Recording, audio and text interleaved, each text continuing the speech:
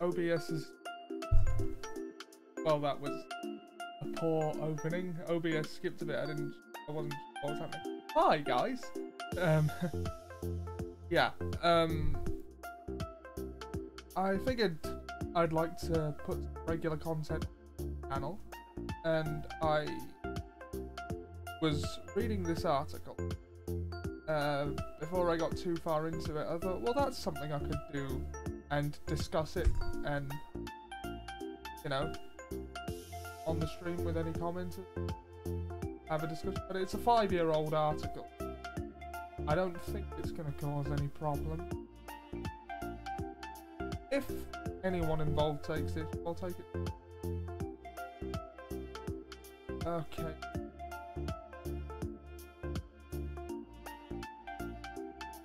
The article is 11 Great Films Ruined by Terrible Plot Twist by Issac Feldberg.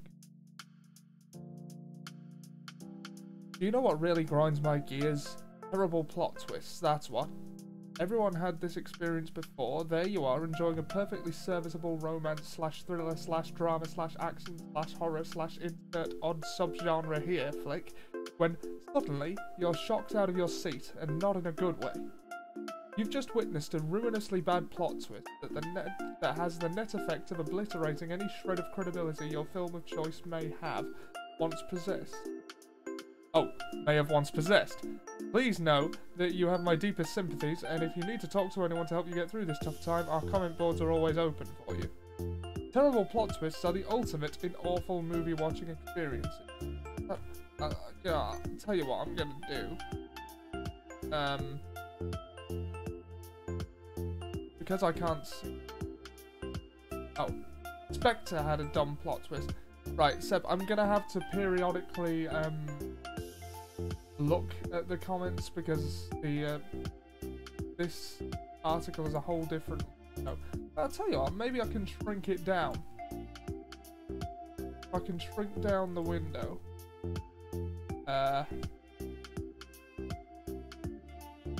Have that over there on... There we go. Right, now I can... Yeah, sorry, bit of technical. Terrible plot twists are the ultimate in awful movie watching experiences. Sadly, that doesn't mean they're uncommon, and unfortunately, I've seen more than my share of good films destroyed by ridiculous, strange, unjustified, or just plain dumb twists. Okay, I'll tell you what, I'm not going to read the whole article, because I'm sure if there's a problem with anything, it's going to be with that. So, I'll just give you I'll give you the details that you need.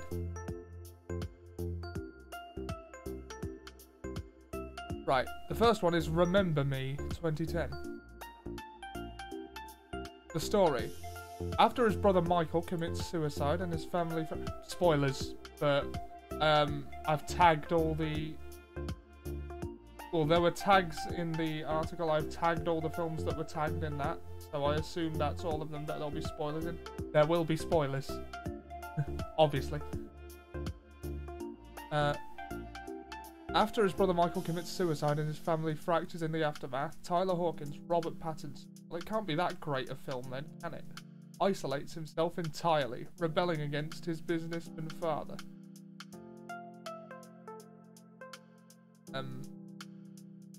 Pierce Brosnan, I don't know why my brain's based on that, and wandering through his life without a purpose.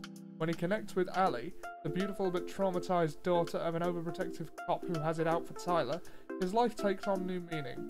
As their romance blossoms, the two damaged souls set out on a path through family strife, though family strife threatens to disrupt their idyll. Right.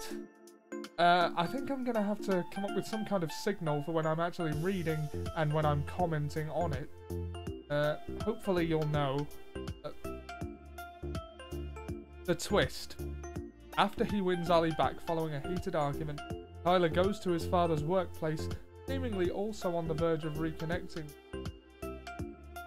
Meanwhile... Sorry, Seb, if you're still watching, can I be heard okay? Is the sound alright? Everything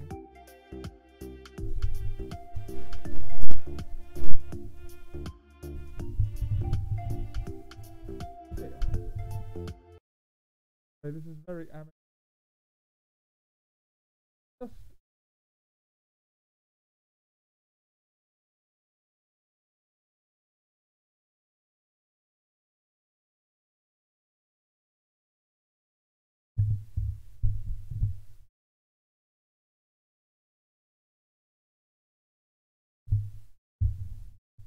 Alright, can I... Oh, why didn't I say that time? I was watching the thing.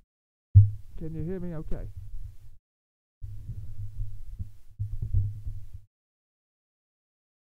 Trying to adjust the volume.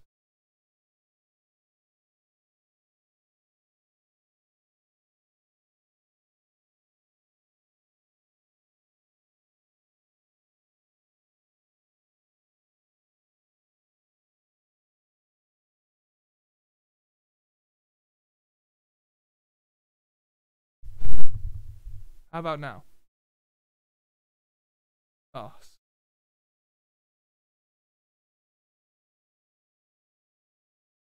It was fine before. Okay,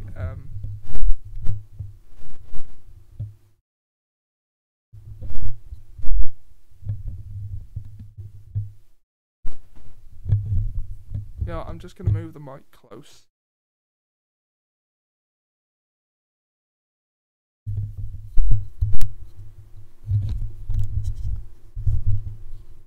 Right. I'm trying to strike a good balance here between background noise and, you know,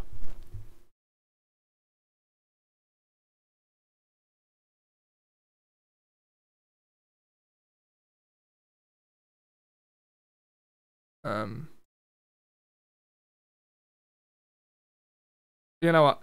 I'm just gonna proceed assuming you can hear me. Let me know if you can't. Right. You know what? Okay. Sorry for the delay. Right, where was I?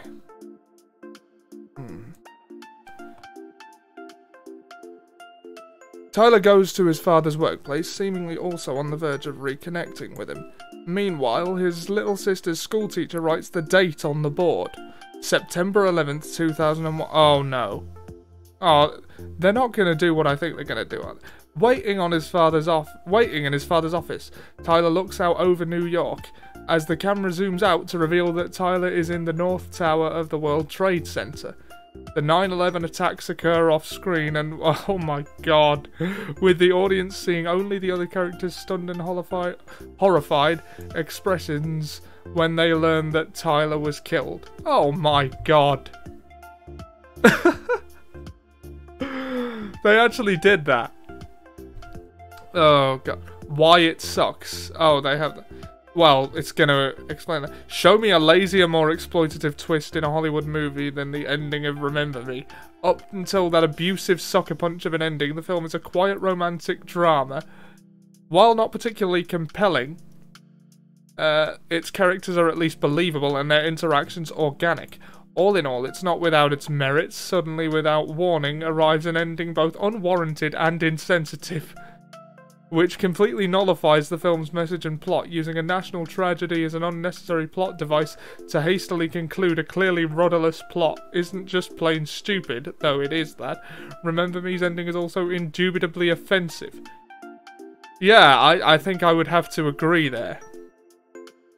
I don't think I need to read any more of that one. Yeah, that's lazy writing, says Seb. I agree wholeheartedly. So, they just end the film as 9/11 happens and the main character dies. That's not even a conclusion. Okay, the next one is Signs. Oh, no, I know this one. I don't think I need to, I've seen the film. I don't think I need to read the article, so I'm just gonna tell you what the twist was in Signs. Right. Signs was dumb, yeah. The aliens that were invading, they're supposed to be a super advanced civilization, And the thing that kills them, the thing that is deadly to them, is water. What's a good fucking thing they invaded a planet that was 70% that then, wasn't it? Yeah. I'm not actually, oh yeah, okay, well it's supposed to be a reaction to the article, so I'll read some of it. It's as dumb as War of the Worlds, to be fair. Yeah, well, War of the Worlds was a different time. War of the Worlds started life as a prank. You can't really compare the two. Disillusioned former priest Graham Hess, Mel Gibson, is struggling with the death of his wife. Okay, what happens in Signs? The aliens would be totally terrifying if it not for one small detail. Water, you know, that nifty little chemical compound that makes up approximately 70% of planet Earth, is absolutely lethal to them. And yet these supposedly super intelligent beings surmise that one teensy obstacle like that is no reason to not go ahead with a full-on invasion of Earth.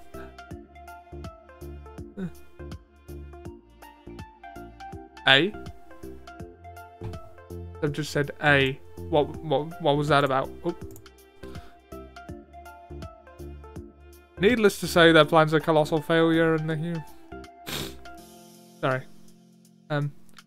Also, the Grinch looks like Jim Carrey as the Grinch. Oh, the aliens look like Jim Carrey as the Grinch. Misread that. Yeah.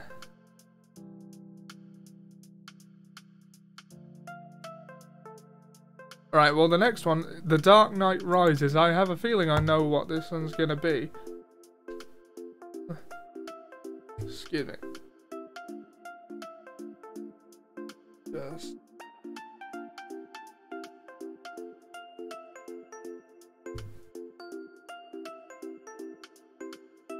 Right. Ollie's lung capacity at reading is better than mine. I have studied performing arts on some level for half a decade. Well, about a decade.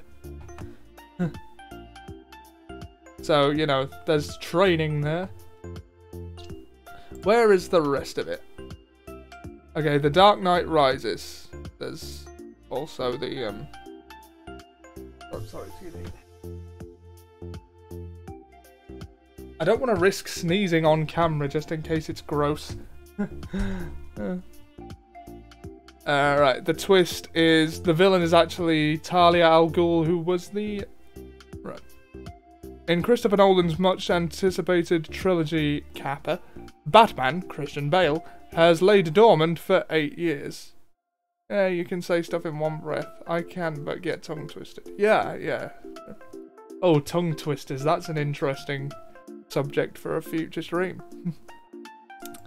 Then the arrival of Selina Kyle, Anne Hathaway, and powerful mercenary Bane force him back into action. Excuse me. As Bane, oh, right. The twist. After Batman escapes from a foreign prison and leads Gotham's remaining police officers in a brutal battle against Bane's mercenary soldiers, he finally throws down the brawny revolutionary. After suddenly finding the strength to pummel Bane into submission, Batman attempts to force the location of the nuclear... hold on. What I'm seeing on the stream keeps lagging behind the live thing. Right.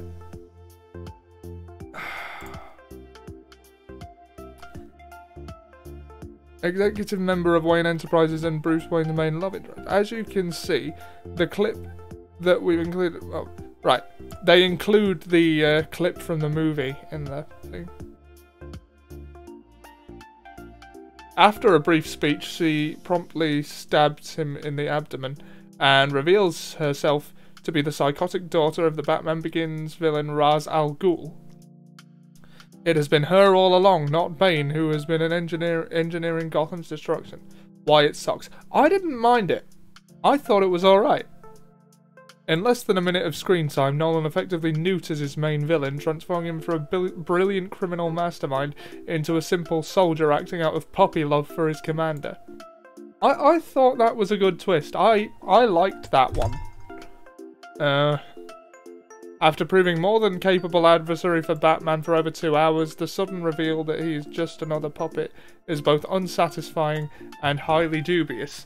As if to underscore that his aim was to pull the rug out from under his audience's feet, Nolan then quickly kills Bane off by having Selina Kyle shoot him against a wall with a blast from... Blofeld being behind everything all along in Spectre was dumber. I agree. Indiana Jones and the Kingdom of the Crystal Skull. Do I even need to read this one?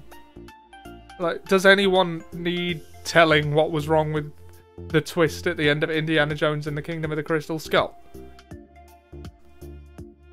Actually, since that movie doesn't exist, there's no reason for me to read it.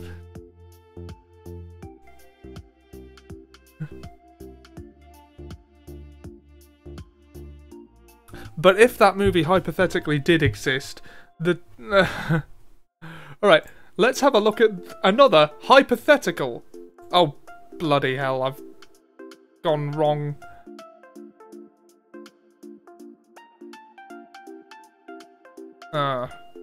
Bear with me. They didn't even own the rights to Blofeld when the earlier Daniel Craig. Ollie's such a good reader, makes me feel like I did school wrong. No. English is your second language. It's... okay, now it's started the thing again. Right, I will go back to the Clone article that has a review of fan fiction that didn't officially happen, called Indiana Jones and the Kingdom of the Crystal Skull. And I'm very glad that didn't actually happen, because it would stain what would otherwise have been a very good trilogy.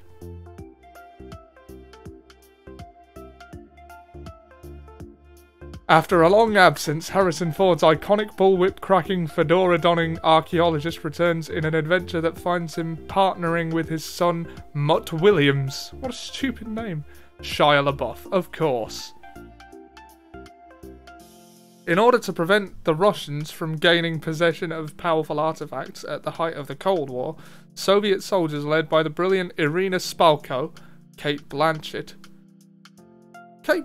would never be in fanfiction, pursue Indiana Jones and Mutt into the jungles of Peru in order to secure mysterious crystal skulls that harness their otherworldly abilities. Okay. After entering a temple in the mystical city of Akator, Indy, Mutt, and Marion Ravenwood... Oh, whoever this fanfiction person is brought back Marion from the first one. Is that Marion from, like, Raiders of the Lost Ark? Was that her name? It's been a while since I've seen it. Seb, clear that up for me. Realise that the crystal skulls belong to interdimensional beings who were once worshipped as gods by the ancient Mayans. When Spalko arrives and attaches a skull to the head of one alien skeleton, yep, it's the same character and actress. Ah. Well, whoever thought of this fanfiction certainly, thought some things through. They begin to communicate with the group, thanking them for returning the skull and offering a gift. Spalko demands they transfer their collective knowledge into her mind, which causes an interdimensional portal to open and her body to disintegrate. Indy, Mutt, and Marion escape, along with a colleague named Oxley, just in time to watch a flying saucer rise from the collapsing temple and disappear from the sky. I love how Ollie didn't try to ask me to clear that up for him. You told me you don't watch movies. That's why I didn't ask you. And also...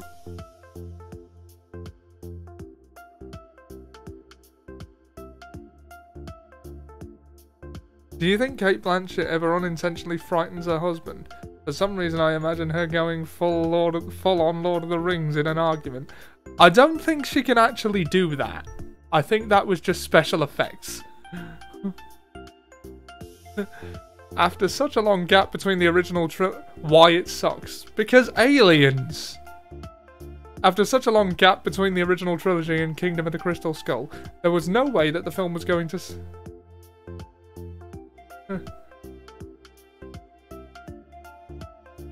And that's why you say you didn't even try. Why am I here? I'm sorry, okay? I'm sorry, Sam. I will try in future. Existential crisis is imminent.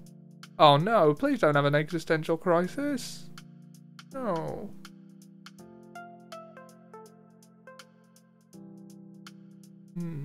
Right. It's so much worse than it needed to be. Steven Spielberg and series creator George Lucas each let their fondness for CGI-heavy sci-fi seep over into Indiana Jones. I'm leaving. Oh no, please don't leave. No. Don't leave.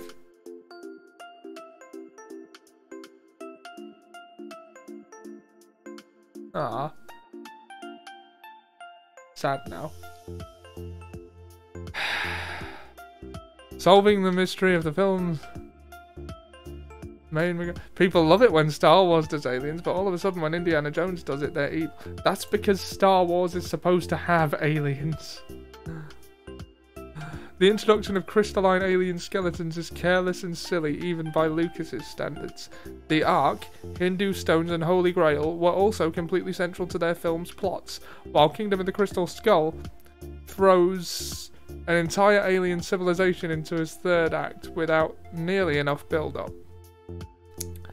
Worse still, the film shows cheesily CGI aliens, which is like showing an angry god personally striking down the Nazis in Raiders of the Lost Ark. Clearly some things were much better left to the imagination.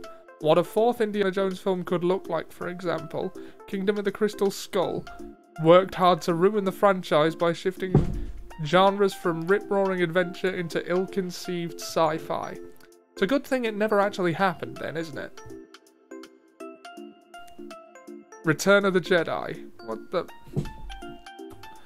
In the final okay, I'm probably going to disagree with this one.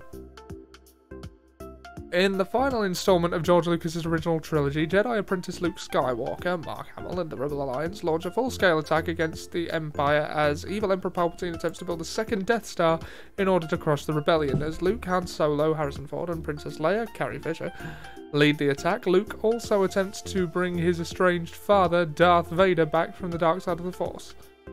The twist. When visiting dying Jedi Master Yoda, Luke learns that he's not the only Skywalker in the galaxy. The ghost of Jedi Master Obi-Wan Kenobi, Alec Guinness, tells Luke that he has a twin sister. Instinctually, Luke knows that Princess Leia is his sister, and Kenobi confirms as much. This is the clickbait part. Yeah, probably. Why it sucks. It doesn't. From the first time Luke saw Leia as a hologram in A New Hope, there was an insinuation that he had strong romantic feelings for the princess, and as Han and Luke rescue her from the Death Star in that film, there's a fair amount of bickering over which of the two should pursue her affections. In The Empire Strikes Back, Leia reciprocates Luke's feelings by passionately kissing him not once, but twice. When was the second time? What was the second time?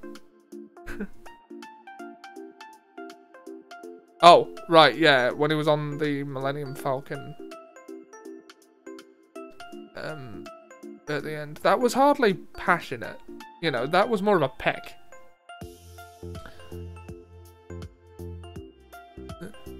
Luke and Leia's romance is so obvious to the other characters that in Return of the Jedi, Han agrees to back off so the two of them can be together. And yet when Luke tells Leia that they are twins, she says, "I know, somehow I've always known." Yeah, I suppose that was a bit. But it's revealed they're already their brother and sister in Episode 3. You know why that's stupid. A curious response, considering how cozy the two have been getting up until that point. Oh.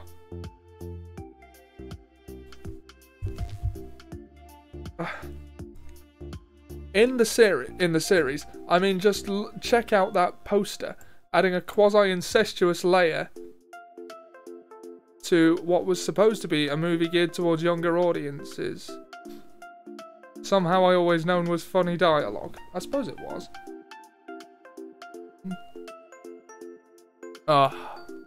Adding a quasi-incestuous Leia to what was supposed to be a movie geared towards younger audiences did not lend any emotional clarity to Return of the Jedi. Instead, it shut down one of the trilogy's main romantic relationships for seemingly no reason. I don't agree. Thought it was fine. Hold on. I don't agree. Oh.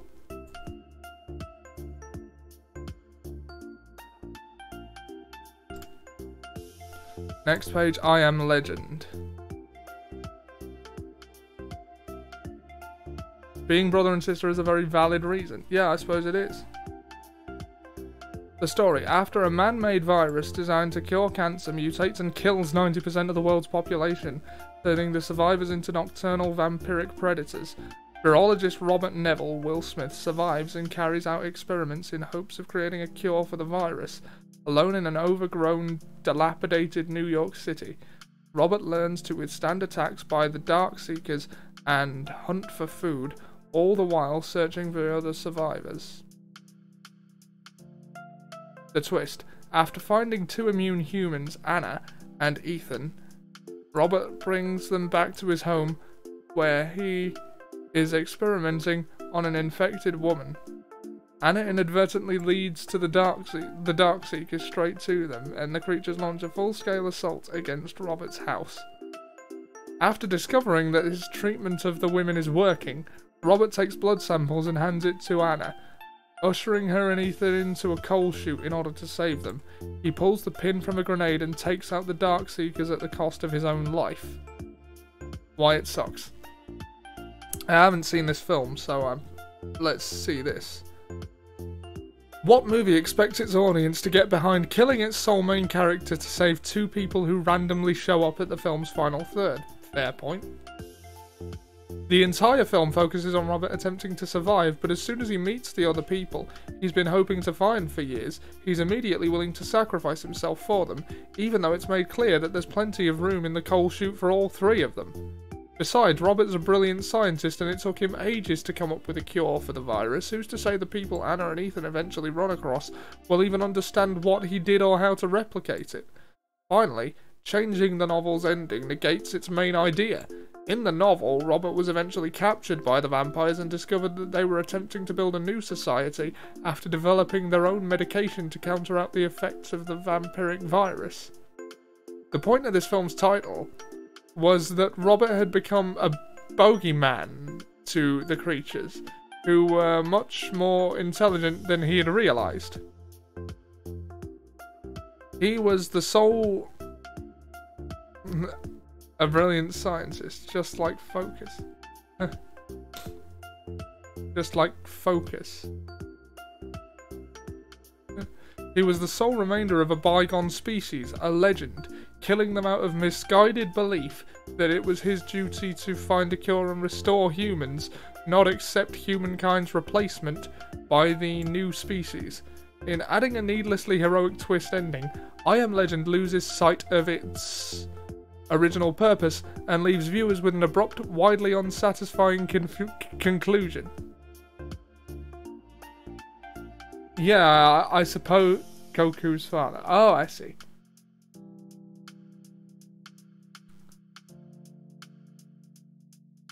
Savages, 2012. The story: Ben and Chon are two pot growers.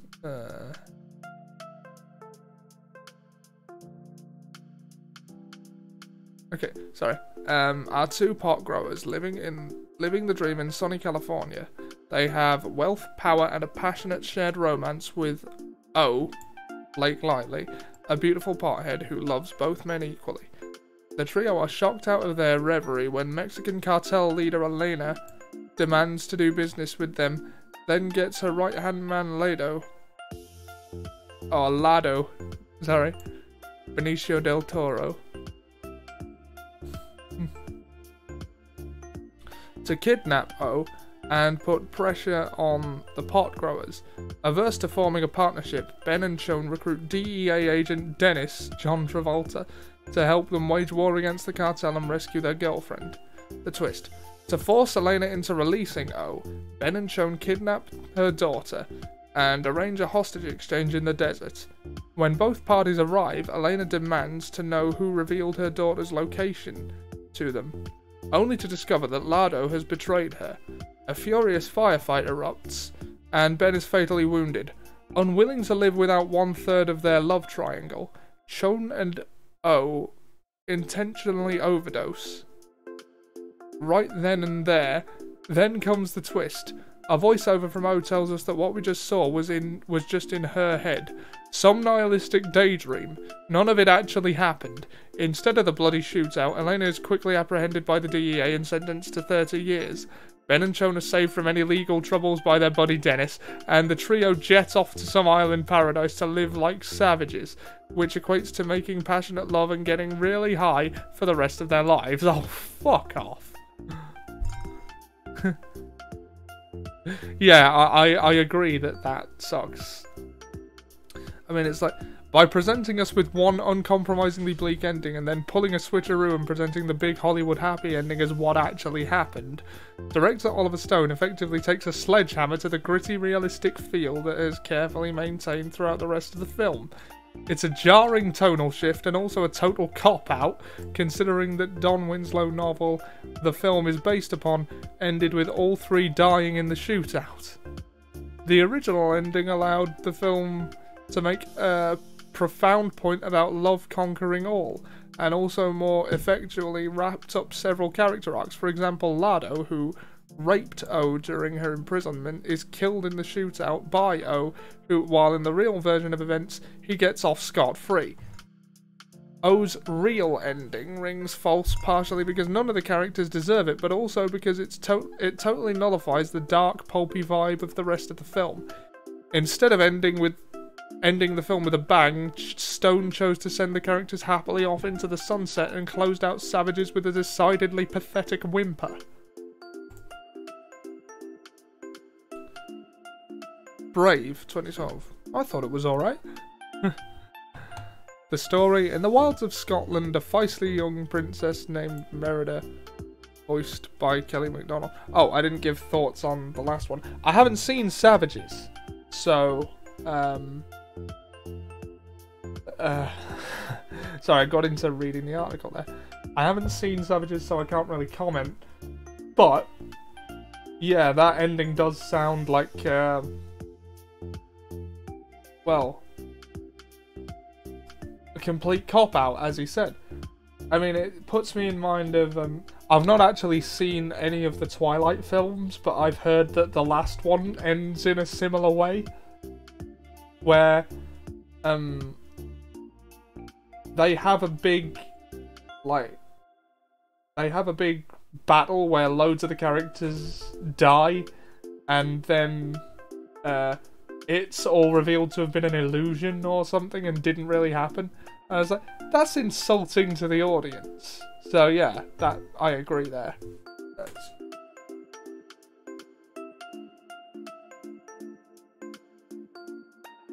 Right.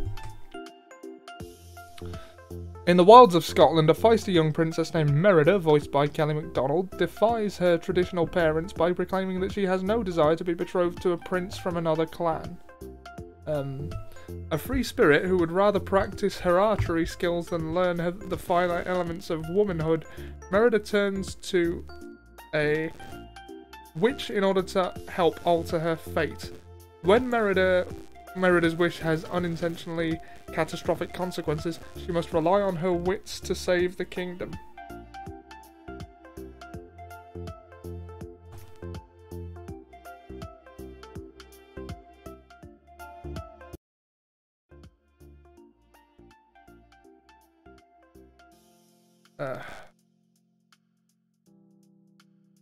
Oh, sorry, I was just editing the music a bit. It was a bit loud. Now I've lost the damn. There it is. When Merida asks a local witch to help change her mother's mind about Merida's future as a bride to allow each clansman, the witch tells her to feed her mother an enchanted cake. When Merida does so, the cake magically transforms the queen into a giant black bear. Determined to reverse the curse before 2 sunrises have passed and the queen remains a bear forever, Merida sets out on a quest to her land's rich, mysterious past. Why It Sucks. Marketed as a lushly animated adventure about... I like the original ending to Schindler's List where Mr. T liberates the concentration camps and fires Hitler out of a cannon. That would have been a better ending, to be fair.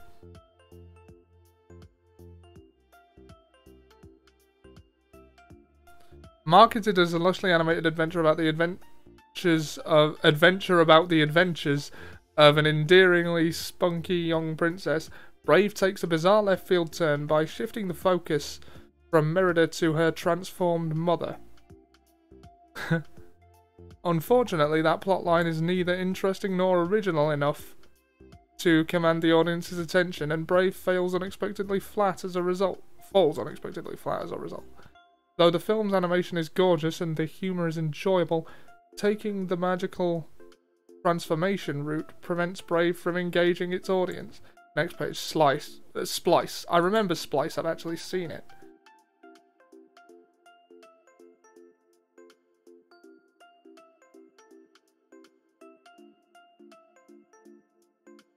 Story. Two ambitious genetic engineers, Clive and Elsa, attempt to achieve fame and fortune by unethically splicing human DNA into their animal experimentations, hoping to create a new species. When their efforts result in the creation of a human-animal hybrid, which they call Dren, the pair realise that they must keep the creature's existence hidden from their bosses. However, Dren's rapid evolution and growing restlessness soon leads to the scientists to question whether proceeding with their experiment might have been a grave misjudgment. Now, which part of this is the twist? I think I know which part. Splice is a sci-fi movie that actually... that actually wants to be a horror flick. After an adolescent Dren seduces and then sleeps with Clive, the scientists decide to terminate their experiment, only to find Dren dying. They bury her in the woods and are immediately confronted by their boss, David Hewlett, who has discovered the truth. Soon after, Dren reappears alive, but now a male. So, some of Dren's DNA came from animals capable of switching genders, and what Clive and Elsa presumed to be the death was actually a metamorphosis. Inexplicably now evil, Dren goes on a rampage before chasing and raping his or her biological mother. Double ick. Clive is fatally wounded, but distracts Dren for long enough for Elsa to finish the job with a well-placed rock. Cut to months later, where Elsa is making a deal with her former employers regarding agreeing to continue her experiments. She stands, revealing a visibly pregnant belly. The abrupt shift in genre in the last 20 minutes of Splice sent me reeling, and not in a good way. The entire film, up until Dren's gender switch, was about how two scientists were able to create a being capable of emotions like love, joy, fear, and excitement. It was fun and cool to see Dren's evolution throughout the film, and think the ethical implications of her existence. Strangely, as soon as the scientist's experiment was discovered, all of that went out of the window. And Splice became little more than an exploitative creature feature, complete with bloody violence, a wood-set chase sequence, and the most deplorable of plot developments. The brutal rape scene, Dren's personality adjustment, was also completely bizarre, which is odd for a movie conceived, written and directed by one individual, Vincenzo Natali. Splice is 4/5 of a great thought-provoking sci-fi filler and 1/5 stomach-churningly exploitative trash. The thing that hurts most about this one is how Splice draws you in with its intelligent premise, and then utterly squanders any chance it might have once it might have once had to say something interesting. What a pity. I actually saw Splice and I agree with that. Why did they think that would end well? I don't know. Yeah. But, yeah, Splice was a good film up until that point. It was... I remember watching it in college on a friend's laptop. I didn't know what it was at the time. Well, until he told me, obviously.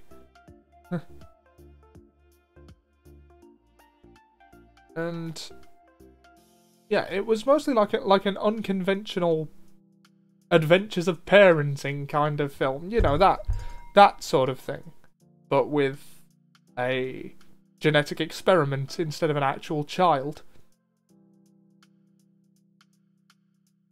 Anyway, the next page, we're nearly done. Saw 2004. Yeah, I agree. I remember it and I agree. Two men awaken. I know what this is going to say, and I agree. I suspect. Other than Return of the Jedi, all of these movies are trash. I don't know about that.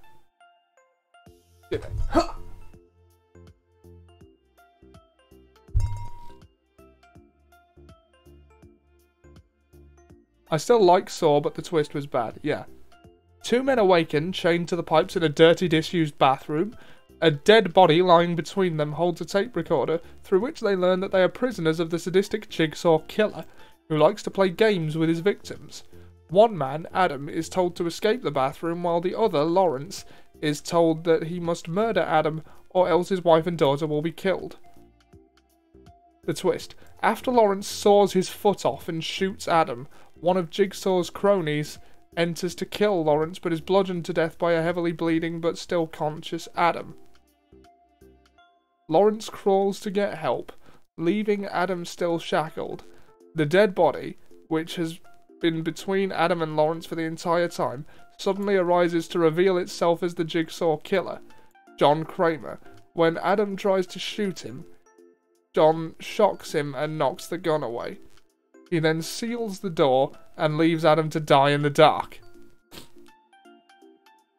Why it sucks. For most of its running time, Saw is a nauseating but compelling horror film that uses a small setting to great effect.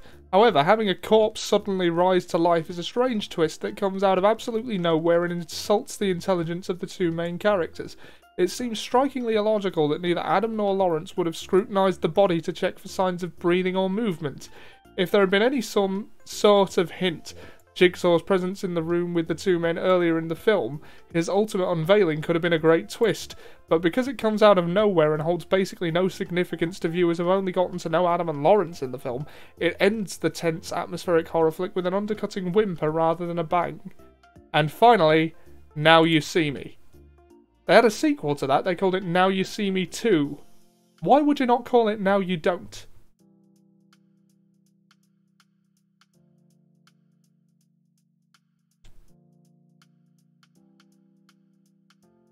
The story. A group of magicians known as the Four Horsemen, Jesse Eisenberg, Dave Franco, Woody Harrelson, and Ilsa Fisher, can found law enforcement officers by pulling off an incredible... FBI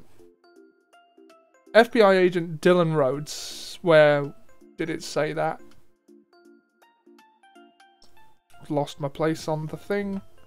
Yeah, maybe don't do this live next time, if I do it again at all.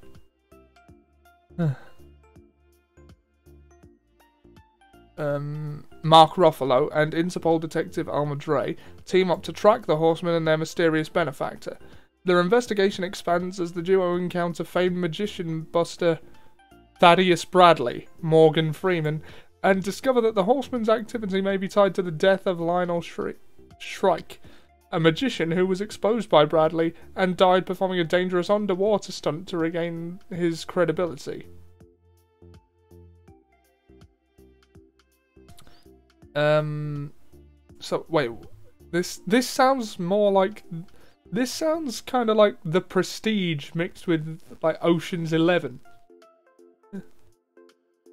As the magicians consistently remain one step ahead of their pursuers, Rose starts to question how much he can trust his new partner. The twist. The Horsemen pull off one final trick, stealing a large safe, and showering a willing crowd with the millions of dollars it contained, and then disappear. The money given to the crowd turns out to be fake, and the real money shows up in Bradley's car. He is hauled away to a jail cell, denounced as the Horseman's benefactor. Rhodes arrives at his cell to discuss the case with him, with Bradley behind bars. Rhodes suddenly reveals that he was on the side of the Horsemen all along. Shrike was his father. The heists were designed to take revenge on those responsible for Shrike's death, including the man who denounced him.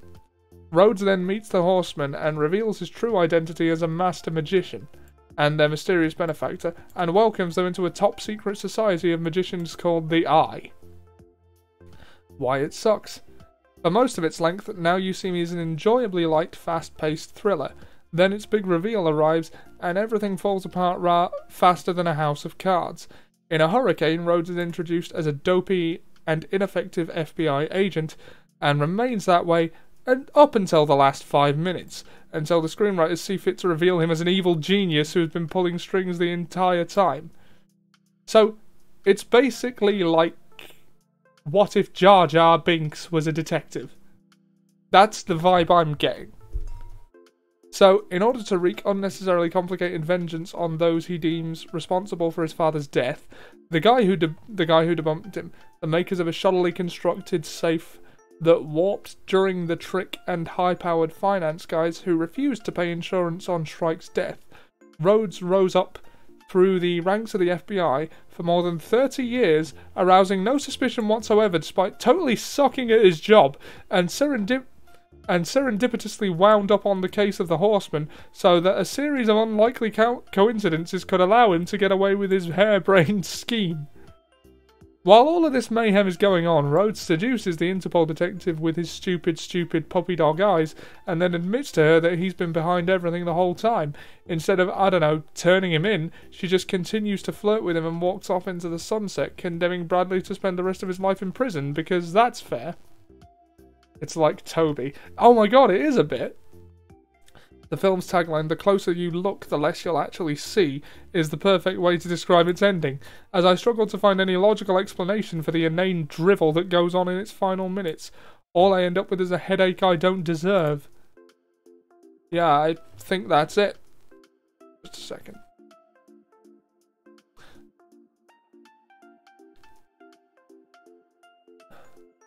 Just a second. Hold on.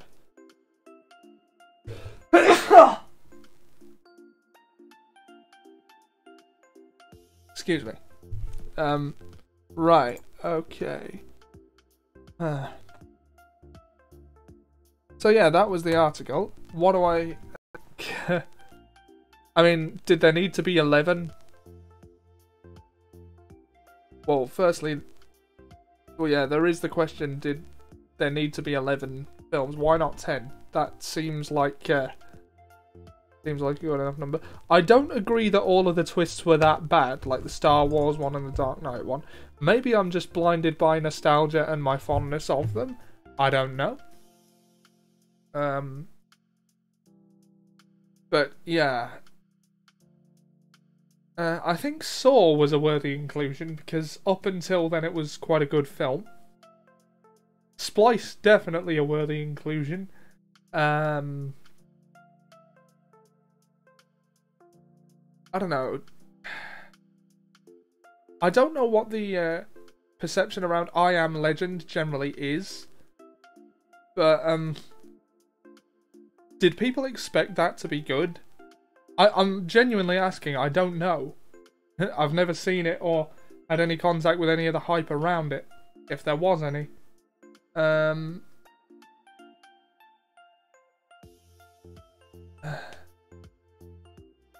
So, the best movie twist was Lisa's mother having breast cancer. Well, that wasn't a twist, that was just an abandoned plot point.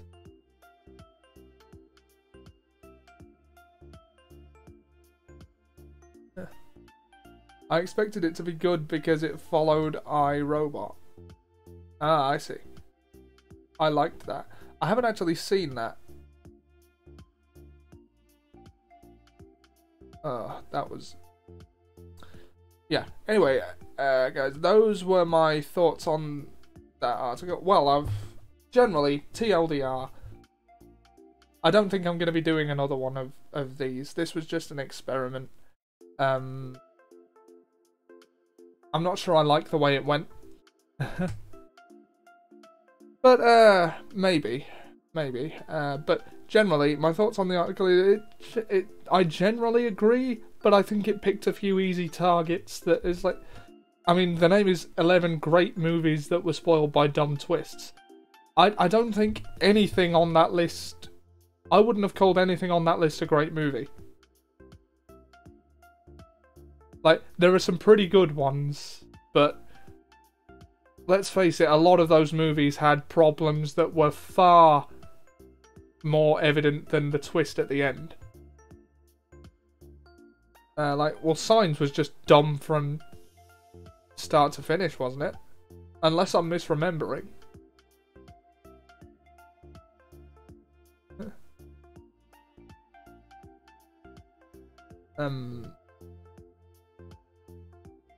So, yeah. Sorry, I've got to stop spacing out. See, what else was on the list? There was that first one with 9/11. That was a really dumb twist, but it doesn't sound like an especially good film. I don't know, that's maybe just my subjective opinion. At any rate, yeah, those are my thoughts. Does anyone watching have anything to comment? I'll wait for a bit.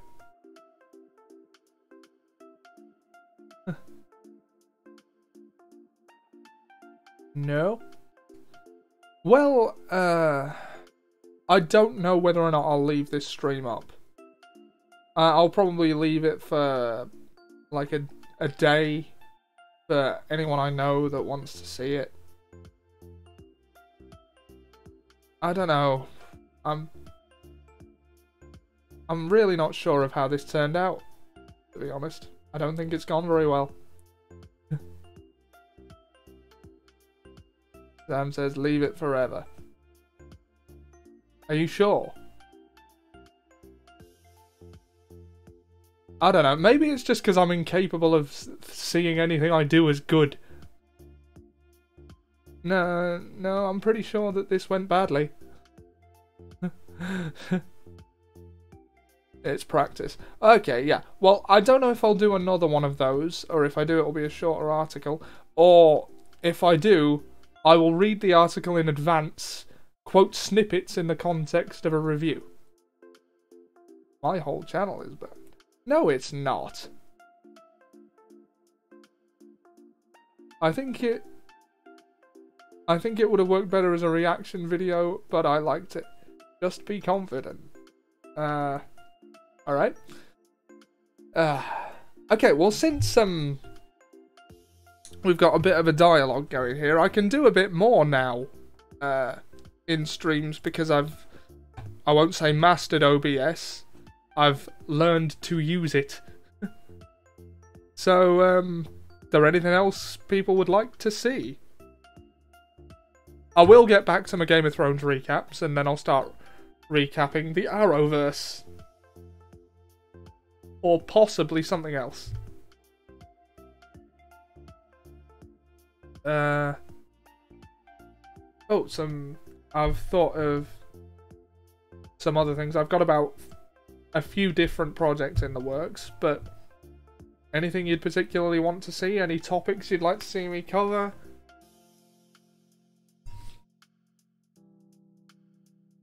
You should do more IB. You're doing this deliberately. You should do more OBS stuff. Can you show me how? It looks fun. You'll need to download the software, but sure. In fact, yeah. Alright, anyway guys, I'm gonna leave it there and go now. But thanks for tuning in. And, here's a task. Give me your thoughts on Stuart Little. Healthcare is a right. You want me to talk about healthcare as a right? Well, it's very simple. If you need Medicare, you should be able to get it. Doesn't matter how rich or not you are.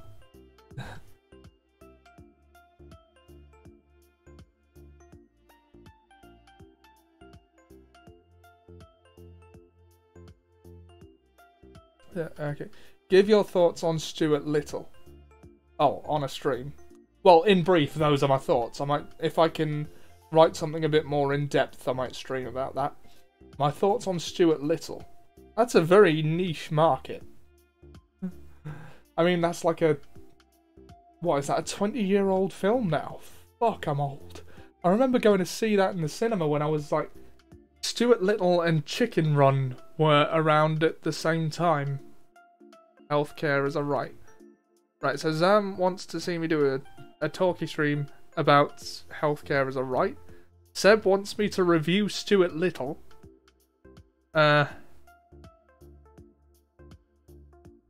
You've given me a lot to think about there. I remember both Stuart Little 2 and Spider-Man 2 being out at the same time.